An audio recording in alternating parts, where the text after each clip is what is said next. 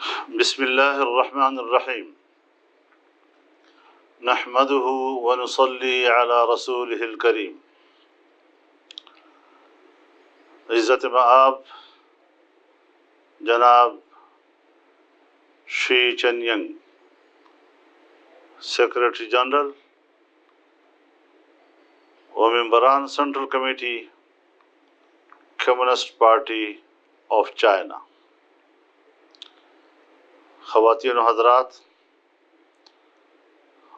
آج میں اپنے اور اپنی جماعت کے لیے کمیونسٹ پارٹی آف چائنہ کی 7 سالہ تقریبات کے سلسلے میں منعقد کیے گئے اس بین الاقوامی آن لائن کانفرنس میں شرکت کو باعث اعزاز سمجھتا ہوں۔ یہ کانفرنس ایسے موقع پر منعقد ہو رہی ہے کہ جب کورونا کی مہلک وبا نے پوری انسانیت کو اپنے لپیٹ میں لیا ہوا ہے، جس کی وجہ سے یہ کانفرنس بذریعہ وڈیو لنک منعقد ہو رہی ہے۔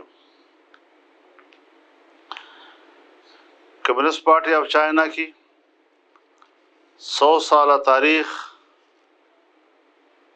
عظیم رہنماؤں کی عوامی حقوق کے لیے عملی جدوجہد اور کامیابیوں سے مالا مال ہے۔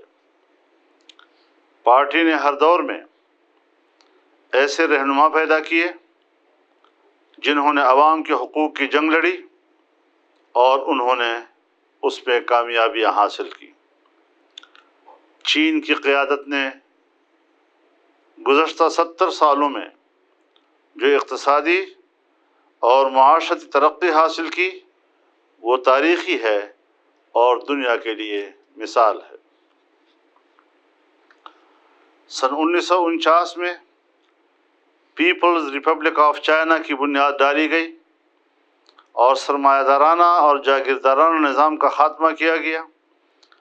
چین کی عوام کو حکومت میں شراکت دار بنایا گیا، ان کو اظہار رائے کی آزادی اور اپنی استعداد کے مطابق ملکی معاملات میں حصہ لینے کی اجازت مل گئی۔ اس دور میں چین کی ترقی کے لیے ضروری بنیادیں فراہم کی گئیں۔ کمیونسٹ پارٹی نے اپنی حکمت عملی کے تحت زراعت، صنعت و حرفت اور کارخانوں کا جال بچھایا اور اقتصادی ترقی کے لیے ایسا چینی ماڈل تیار کیا جس نے چین کو آج کی سپر پاور بنا دیا۔ جناب صدر، کمیونسٹ پارٹی آف چائنہ نے پوری دنیا میں 500 سے زیادہ سیاسی جماعتوں کے ساتھ دوستانہ تعلقات استوار کیے، جس میں جمعیت علماء اسلام بھی شامل ہے۔ ہماری جماعت کے کمیونسٹ پارٹی آف چائنہ کے ساتھ تعلقات بہت پرانے ہیں اور ہم ان تعلقات سے خطے اور دو طرفہ تعلقات کے حوالے سے مثبت نتائج حاصل کرنے کے خواہش مند ہیں۔ میں نے بحیثیت پارٹی سربراہ اور قومی اسمبلی میں چیئرمین فارن افئیر کمیٹی 3 مرتبہ چین کا دورہ کیا ہے، جہاں چینی قیادت سے باہمی تعلقات اور پارٹی ٹو پارٹی تعلقات پر تفصیل سے تبادلہ خیال ہوا ہے۔ چین اور پاکستان کے برادرانہ تعلقات دیرینہ، دیرپا اور ہر آزمائش پر پورا اترے ہیں، اور یہ صرف حکومتوں کی سطح تک محدود نہیں بلکہ اس کی بنیادیں سیاسی جماعتوں اور عوام میں ہیں۔ پاکستانی عوام چینی عوام کو گہرا دوست سمجھتے ہیں۔ چین نے بین الاقوامی سطح پر اقوام عالم میں اور اقوام متحدہ اور ہر فورم پر مسئلہ کشمیر، ایٹمی مسئلہ اور دوسرے ہر معاملے پر پاکستان کا ساتھ دیا ہے، جسے ہم قدر کی نگاہ سے دیکھتے ہیں۔ عزت مآب جناب شری چن ینگ نے 1 روڈ 1 بیلٹ کا جو نظریہ پیش کیا وہ انسانیت اور پوری دنیا کے لیے امن، ترقی اور خوشحالی کا منصوبہ ہے۔ یہ دنیا کے قوموں کو آپس میں ملانے اور غریب اقوام کو ترقی کے راستے پر ڈالنے کا منصوبہ ہے۔ اسی منصوبے کے تحت چین نے پاکستان کے ساتھ سی پیک معاہدہ کر کے پاکستان کے ساتھ دوستی کو ایک نئی جہت دی ہے، اور اب یہ دوستی اقتصادی اور تصویراتی دوستی میں تبدیل ہو گئی ہے، جو دونوں ممالک کی عوام کے لیے خوشحالی کا باعث بنے گی۔ اس سے سیاسی اور معاشی تعلقات کو مزید وسعت اور تقویت ملے گی، اور دونوں ملکوں کے عوام مزید قریب آئیں گے۔ میں نے 1995 میں بحیثیت فارن افئیر کمیٹی چین کا دورہ کیا تھا۔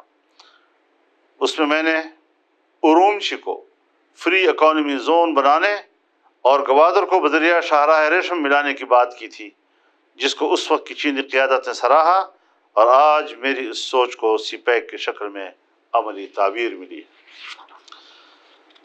سی پیک کے تحت پاکستان اور چین کے اس مشترکہ سفر نے نہ صرف چین اور پاکستان کے عوام مستفید ہوں گے، بلکہ اس پورے خطے اور سینٹرل ایشیا، یورپ اور افریقہ تک کی حکومتیں مستفید ہوں گی، اور اس سے پاکستان کی معیشت کو نیا سنبھالا ملے گا، اور اس کی معیشت کو ابھرنے اور ترقی یافتہ معیشتوں کے صف میں کھڑا ہونے کا موقع ملے گا۔ سی پیک مختلف بر اعظموں کو آپس میں ملانے کا ایک عظیم منصوبہ ہے، جو شی چن ینگ کے ون روڈ ون بیلٹ کے نظریے کا ایک حصہ ہے، جو نہ صرف چین کو پوری دنیا سے ملائے گا، بلکہ یہ پسماندہ ممالک کی ترقی اور غریب و محکوم اقوام کی آزادی اور خوشحالی کا سبب بنے گا۔ جناب صدر کی قیادت میں سیاسی اور سفارتی وسائل کو استعمال میں لاتے ہوئے چین نے اقتصادی لحاظ سے جو بے مثال ترقی کی ہے، اس کی وجہ سے چین عالمی سطح پر ایک متبادل اقتصادی قوت بن چکا ہے۔ یہی وجہ ہے کہ چین کی اس ترقی نے معیشت کا رخ مغرب سے مشرق کی طرف موڑ دیا ہے، جس میں چین کو کلیدی حیثیت حاصل ہے۔ چین اپنی سیاسی اور سفارتی وسائل کے ذریعے خطے کے ایک سیاسی اور اقتصادی حیثیت اختیار کر چکا ہے، جو خطے کو اقتصادی ترقی سے مالا مال کرنے کے ساتھ بیرونی مداخلت اور مغربی سرمایہ داریت اور اس کی اقتصادی اثر و نفوذ کا راستہ روک سکتا ہے۔